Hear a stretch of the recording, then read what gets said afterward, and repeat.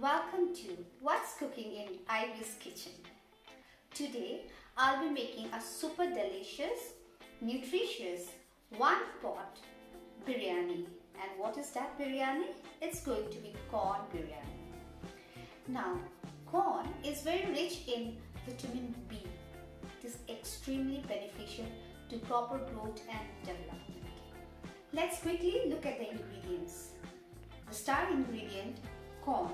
We'll use baby corn as well as corn kernels. 1 cup each of baby corn and corn kernels. 2 cups of Basmati rice, which I have soaked for 1 hour, drained and left the water to trickle down. 2 medium-sized onions, thinly sliced. 1.5 teaspoon each of ginger and garlic chopped. 1 medium-sized capsicum chopped. Now I just want to add a green color to the biryani. That's why I'm using capsicum. You can omit. 2 small onions sliced thinly and fried. Half a cup of curd, which is beaten. Then half a cup of warm milk, to which a few strands of kesar has been added. Whole masalas, 2 bay leaves, 1 star anise, around 6 peppercorns, 2 sticks of cinnamon, around 1 centimeter each, 2 black cardamom, 2 green cardamom, around 6 cloves, around 8 to 9 pieces of cashews, which is just for garnish, 1/4 cup each of coriander leaves and mint leaves, both chopped, 1/4 cup of methi, dry fenugreek leaves, 3 potatoes which I have boiled in salted water with turmeric for 2 whistles. After boiling the potatoes, I have cubed them and fried in oil. 2 teaspoons of red chilli powder, 2 teaspoons of dhania powder, 2 teaspoons of jeera powder, and half a teaspoon of freshly grounded black pepper, salt to taste, half a teaspoon of garam masala powder, half a teaspoon of biryani masala powder. Now biryani masala optional. 2 green chilli, split lengthwise. 3 medium-sized tomatoes, which has been pureed. Rose water and Kewra water. I have chopped the baby corn to around half an inch cubes. Okay. Now we will marinate the cubes. So we'll add the dry masalas here together with curd. So in goes the curd.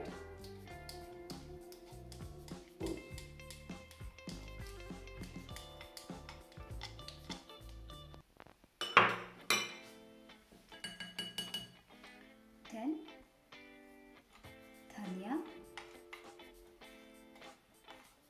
jeera, red chilli powder. Now red chilli powder, I have just added half I have still left. We'll use it for the cooking process as well. Half of the biryani masala, half of the garam masala. So the rest will go for the cooking process, and some of the fried onions. Okay, now we stir gently. We'll use half of the ginger and around half of the garlic, and then we marinate, cover. While our corn is being marinated, let's start with the rice cooking process. So I have put around 6 cups of water and we'll wait till it boils. The water has come to a boil. So now we'll add half of the whole masalas here so that we get a fragrant rice. My hands are washed. I'm using one bay leaf, half of the 2 bay leaf, and then 1 cardamom each, Javitri, cinnamon, clove, and half of the peppercorns. We'll not use the star anise, that will go for the cooking process. 1 tablespoon of salt. So it's time to add the rice. So before we add the rice, we'll just lower the gas so that no accidents happens. So carefully we will add the rice.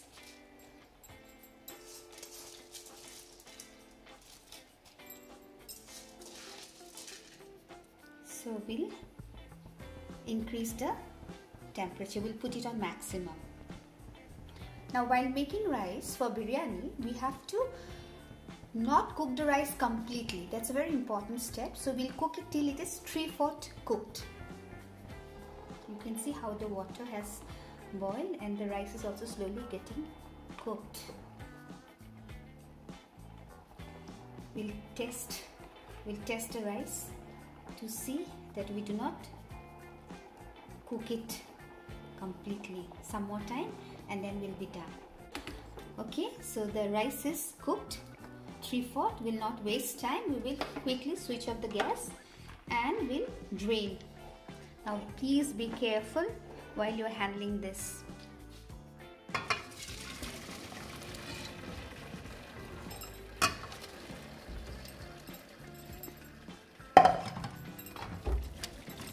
This is my biryani pot. You can use any heavy bottom pan which has a cover, lid for cooking biryani. So I switch on the gas. Okay. Now I'll fry the cashews. For frying cashews, I'll use 1 tablespoon of refined oil. So I have added 1 tablespoon of oil, and refined oil will do. And then when it warms, I'll add the cashews.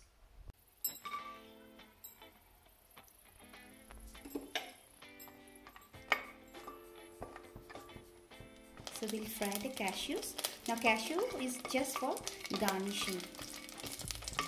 Of course, garnishing makes it look better. It is brown slightly. So the amount of brown depends on you. If you want it brown, you can keep it for some more time. I'll just take it out.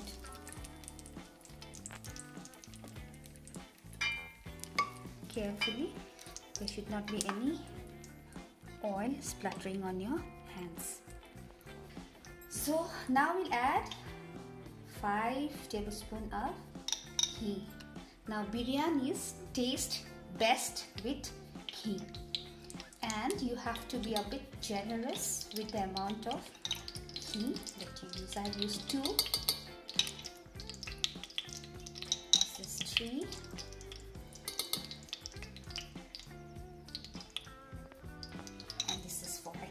Will be enough. If you want some more, you can add 1 more tablespoon. Now I hope you all know ghee is a superfood. So at least once a week you can have 5 tablespoons of ghee, not to worry. So in goes our dry masalas, whole masalas. Star anise will always go first and then the rest. So all this will add a beautiful flavor to the ghee. Let it splatter. Okay, so the masalas, they have splattered. And there's a divine fragrance coming out from the pot. So now goes the onions. Carefully.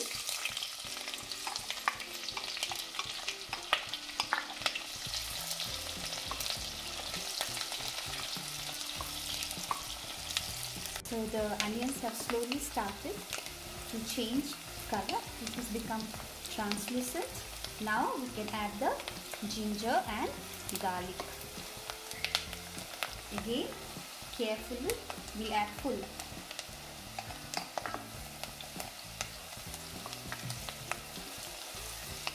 And we'll saute till the raw smell disappears.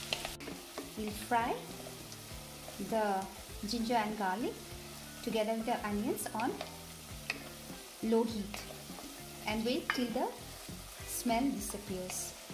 Now the smell is no longer there, so we'll add the dry masalas. The turmeric, red chilli powder,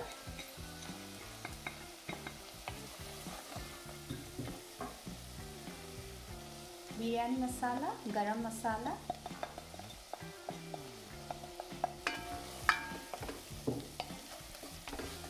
the flame is on simmer. Now we add the tomato puree. Now we'll increase the flame and fry the masalas till it thickens. You can see the oil has floated on top, so it is ready for the next step. So in goes our marinated baby corn. We'll lower the gas once again.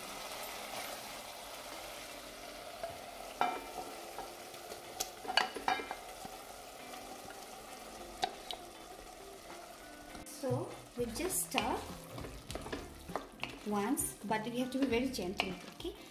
And then now we'll add the corn kernels.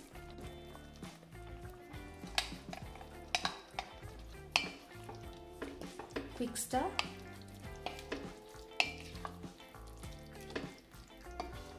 Capsicum.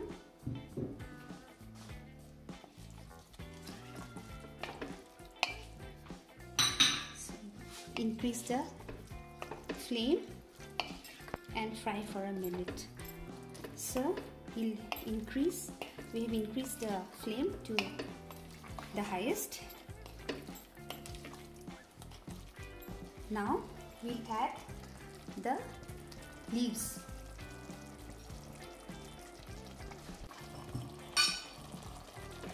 Methi, then half of the fried onions,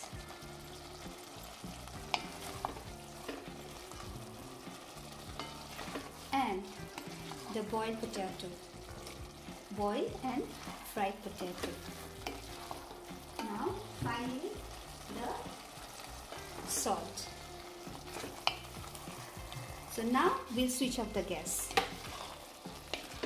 Stir once more and we'll layer it with rice. So we have switched up the flame slowly because this requires slow and patient hands. We don't want the long grains of the basmati to break.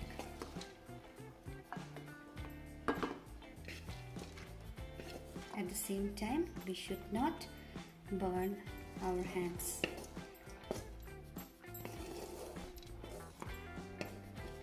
Okay, now we'll flatten it gently.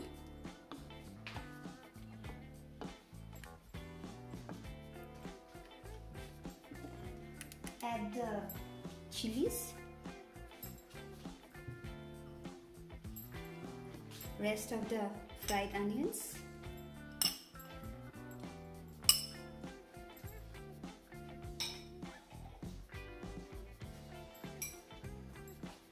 pudina, dhania,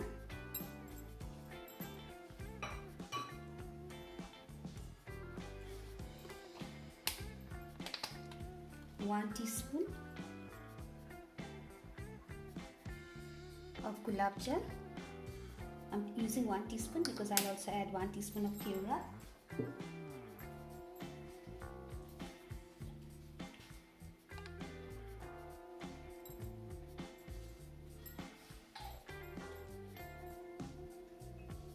And just look at the lovely color of the saffron and milk.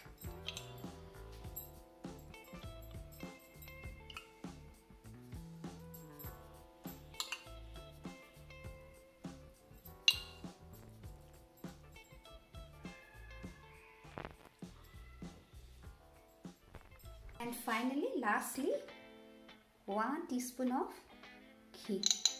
We'll just dot it. All this will come together in the dum process and will create a heavenly biryani. Now this is my kitchen towel which I have wetted with water, squeezed dry and wrapped it around the lid of the biryani pot. Now why I am wetting it? So that none of the flavors are absorbed by the kitchen towel. So when we put the kitchen towel like this, we don't have to seal with atta. So this makes the job easier and less of wastage. Now I'm going to switch on the gas and we'll cook on dum, that is slow cooking, minimum simmer for 20 minutes. So 15 minutes of patiently waiting is over. Now here goes, please have a look. Ah, what a divine smell, heavenly. So now we'll plate. I have switched off the gas, we'll plate now.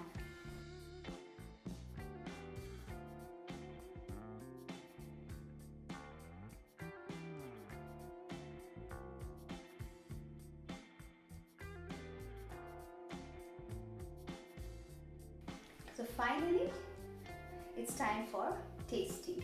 I love this part. So, it's hot.